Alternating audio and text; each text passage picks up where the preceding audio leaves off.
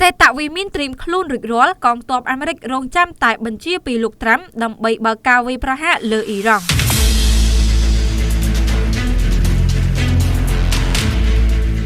អាមេរិកត្រៀមកម្លាំងយោធារួចរាល់ហើយអាចវាយប្រហារអ៊ីរ៉ង់ចាប់ពីថ្ងៃសៅរ៍តទៅមើលទៅអ៊ីរ៉ង់និងអាមេរិកប្រហែលជាកិច្ចមិនផុតពីផ្ទុះសង្គ្រាមជាមួយគ្នានោះទេបើសិនចរចាគ្នាបានត្រឹមតែចរចាប៉ុន្តែគ្មានលទ្ធផលដោយករណីម្សិលមិញនិងករណីមុន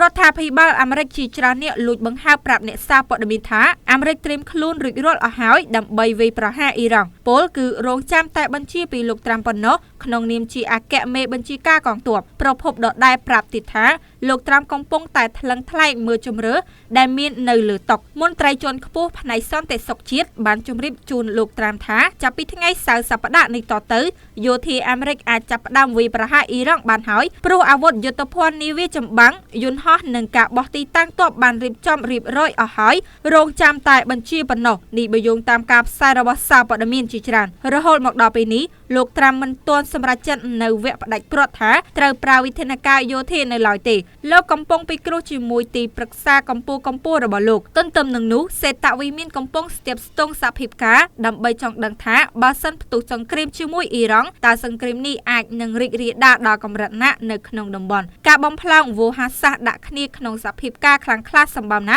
រយៈពេលប៉ុន្មានថ្ងៃចុងក្រោយនេះលោកត្រាំបង្ហោះសារនៅលើបណ្ដាញសង្គមធូសសកាលពីថ្ងៃពុធថាបើសិនអ៊ីរ៉ង់មិនព្រមទទួលយកកិច្ចព្រមព្រៀងទេអាមេរិកត្រូវបើកប្រតិបត្តិការសឹកចេញមូលដ្ឋានទ័ពជើងទឹកឌីហ្គោហ្គាសៀនៅមហាសមុទ្រឥណ្ឌានិងប្រើប្រាស់មូលដ្ឋានទ័ពអាកាសនៅ Fairford នៅក្នុងអ្វីដែលលោកហៅថាជាការជីកឲ្យដល់ឫសគល់នៅលទ្ធផលនៃការវាយប្រហារពីសំណាក់របបដែលគ្មានស្ថិរភាព